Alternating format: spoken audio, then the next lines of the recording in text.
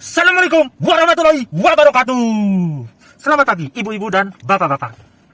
Hari ini ya, saya ingin ngasih tahu tentang pertanyaan yang sering sekali ditanyakan, apalagi sama pasangan ibu dan bapak, calon ibu dan bapak baru ya. Pertanyaannya itu paling sering tuh ya, kalau ibu-ibu sama bapak-bapak itu ditanya ya, ibu bapak ada lagi nggak yang mau ditanyain?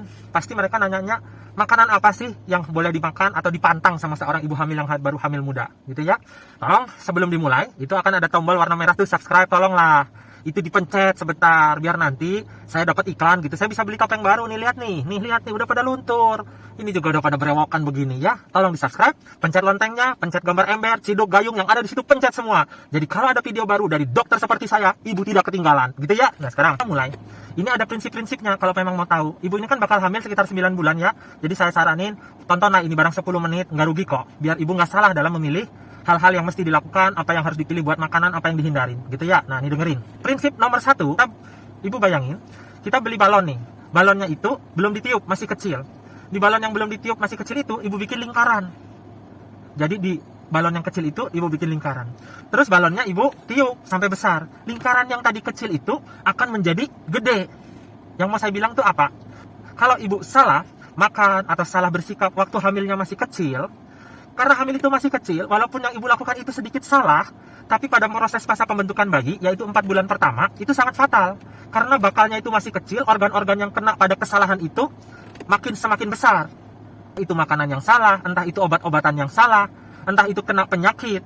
Jadi prinsip nomor 1, biasanya secara medis maupun secara kepercayaan, itu paling rentan adalah lewat 4 bulan pertama atau 120 hari sebelum ditiupkan ruh, atau secara embriogenesis atau penciptaan organ bayi secara ilmu kedokteran manusia, itu di bawah 4 bulan harus sangat berhati-hati. Makanya kita bilang sangat rentan kehamilan di bawah 4 bulan. Makanya ibu kalau mau jalan-jalan jauh, ibu mau berpergian, ibu mau kerja yang berat, ibu mau berhubungan intim kalau takut, itu biasanya kita batasi 4 bulan atau 120 hari. Makanya orang-orang ada yang selamatan setelah 120 hari atau 4 bulan. Begitu 120 hari, cocok loh. Di keilmuannya manusia, setelah 4 bulan itu, organ insya Allah sudah bakalnya terbentuk semua. Dan secara agama, dia mulai ditiupkan ruh. Jadi yang ibu harus tahu, nomor 1 adalah 4 bulan pertama harus tidak boleh main-main untuk bersikap. Gitu ya, jelas ya. Sekarang, prinsip nomor 2, fokus mengenai makanan. Sekarang saya tanya deh, pasti rata-rata ibu kan udah pernah ya sekolah SD gitu ya. Di SD itu kita diajarin loh. Waktu pelajaran apa ya, dulu tuh saya emang jarang lihat. Saya nggak tahu bakal jadi dokter. Saya tuh jarang gitu loh, saya gambar-gambar sendiri kayak anak autis dulu tuh. Oh ya, di pelajaran IPA atau biologi lah kira-kira. Jadi dulu itu kita diajarin. Ini mah ngomongin makanan ya. Makanan itu masuk ke badan kita, ada pencernaannya mekanis, yaitu dengan gigi. Dikunyah, ada yang secara kimia. Setelah dikunyah, masuklah itu ke tenggorokan, masuk ke lambung, ada asam lambung. Nanti di situ ada enzim itu yang bahan-bahan makanan itu setelah dikunyah kena asam lambung jadi terurai, habis itu kena enzim makanan. Itu ada enzim tripsin, ada enzim lipase, ada untuk memecah gula atau amilase. Ngerti ya maksudnya ya? Jadi makanan itu yang paling aman, dengerin baik-baik, ini kunci dari segala, ini kunci daripada, bukan kunci kebahagiaan, ini kunci daripada makanan untuk ibu hamil. Jadi kuncinya adalah makanan yang sehat, baik untuk ibu hamil. Karena apa? Makanan yang masuk ke dalam ibu hamil sedikit banyak akan lewat ke bayi. Jadi makanannya yang sehat bagi ibu hamil itu namanya makanan organik. Makanan organik itu apa Pak Dokter? Kita kan sering dengar tuh ya di iklan-iklan. Makanan organik itu bukan makanan yang nyari yang mahal, enggak. Bukan makanan yang mahal, bukan yang harus cari kemana gitu, supermarket super organik, supermarket super steril, enggak gitu. Organik itu maksudnya gini loh Bu. Dia itu dari alam, sehingga kalau dia masuk ke badan kita, ke badan ibu hamil, dia kemungkinannya cuma 2. Tadi kan ada enzim-enzim pencernaan, ada gigi segala macam ya, kemungkinannya cuma 2. Nomor 1, kalau nggak habis sekalian itu artinya bisa dipecahkan oleh enzim-enzim kita. Habis sekalian, diserap. Habis dipecahkan, terurai, masuk ke dalam usus. Ibu bayangin usus kita itu, bayangin aja lah isa sapi. Tahu kan isa sapi ya? Di dalamnya itu ada jonjot-jonjot, itu diserap. Makanan kita 100% diserap. Kemungkinannya, kalau tidak diserap, yang harus dibuang harus 100%. Jadi nggak ada sisanya yang ngendap di dalam badan kita. Jadi, dimakan, itu dipecah, setelah dipecah diserap, kan ada sisanya jadi ampas, jadi pup gitu ya. Pup itu bisa dikeluarkan 100%. Jadi ada yang sisa nggak di badan kita? Nggak ada yang aneh-aneh. Jadi makanan organik itu, cirinya ibu lihat, kalau nggak diserap, dibuang benar-benar, Jadi nggak ada yang sisa, nggak ada yang aneh-aneh.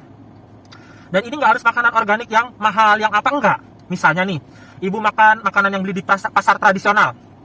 Makan gudeg, makan ketoprak, makan sayur, makanan-makanan Padang. Misalnya ya, ini bukan iklan makanan Padang. Itu kan bumbu-bumbunya tradisional ya, dari alam ya.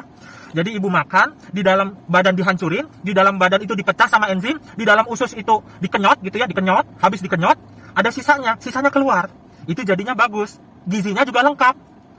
Jadi makanan itu makanan bersih. Ingat ya, untuk ibu hamil, terutama 4 bulan pertama, nggak usah macam-macam. Makan yang organik atau 100% alami. Organik itu nggak harus beli di supermarket. Beli di pasar tradisional banyak. Bayangin, bedain sama makanan dari pabrik. Nah ini persesnya. Perses itu, ini antinya. Ini persesnya adalah makanan dari pabrik. Ibu pernah kepikiran nggak, kalau kita beli mie dari pasar tradisional, itu paling berapa hari udah hancur, berapa hari udah nggak enak. Apalagi mihun gitu ya, nggak enak. Ibu bayangin sama mie dari pabrik mie kemasan, itu bisa 2-3 tahun loh. Ibu kepikiran nggak? Makanya jangan selalu mikir itu drama Korea. Ibu pikir deh, kok bisa ada bahan makanan 3 tahun kadaluarsanya tuh 2-3 tahun itu nggak hancur? Berarti ada pengawet.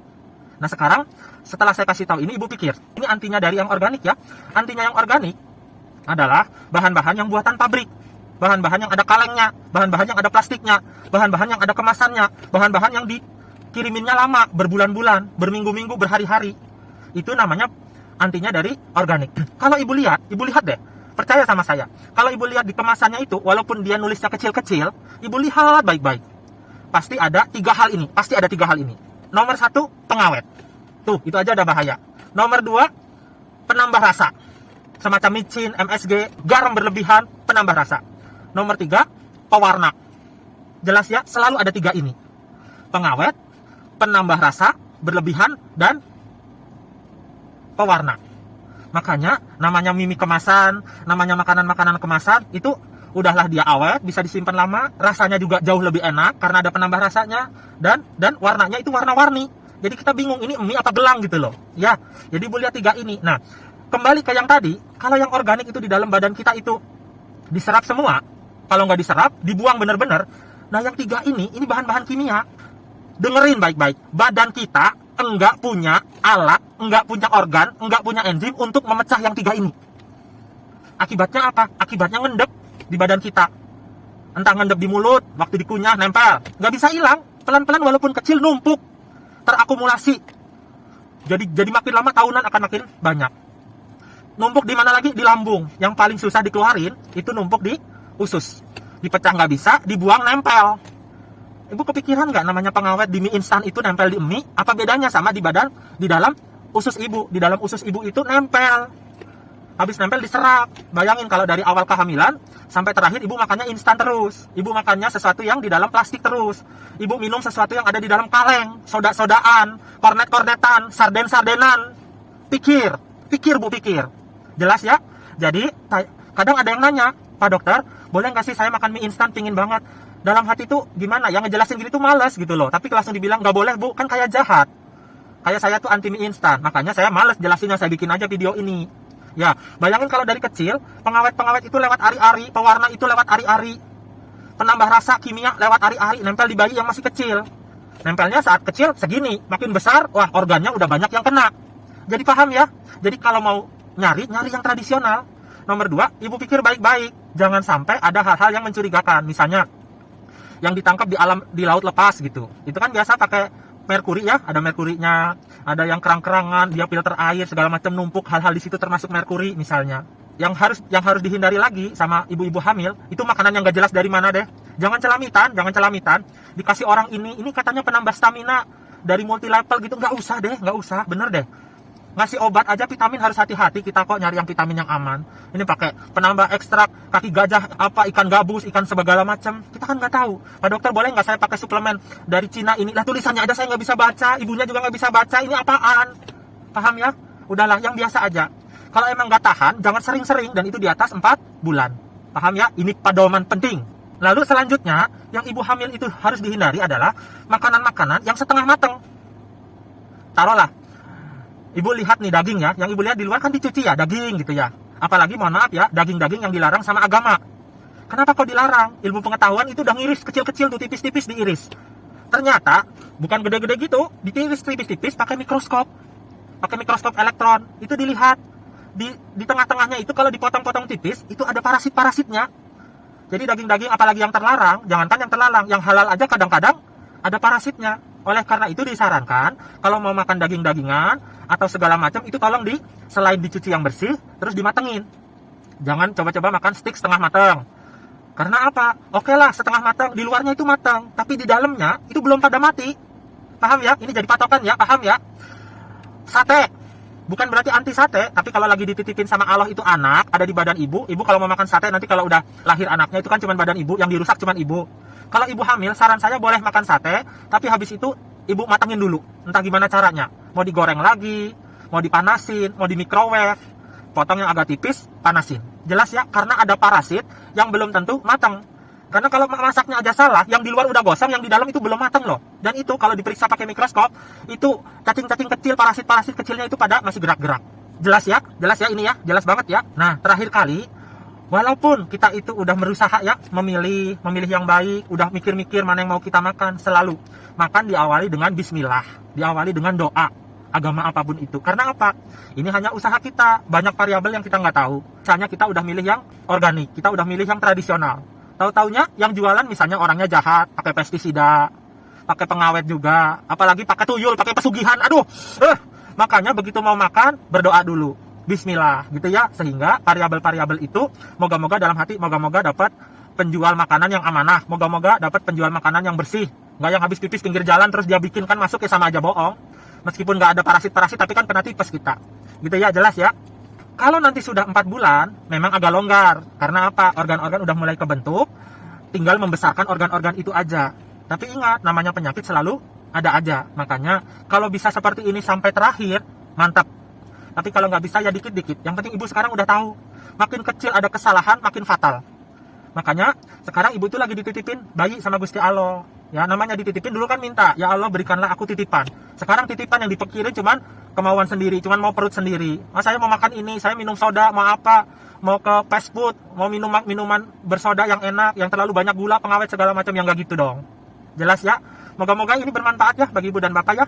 Nah kalau ada teman-teman biasa nanya gitu ya, ini di-share aja tolong. Di-share supaya ada manfaat juga nambah. Ya kalau share sekalian lah pencet itu, ya Allah ya Robi, pencet. Nggak susah tuh, subscribe. Itu ada gambar lonceng, teng. Gitu ya. Wassalamualaikum warahmatullahi wabarakatuh.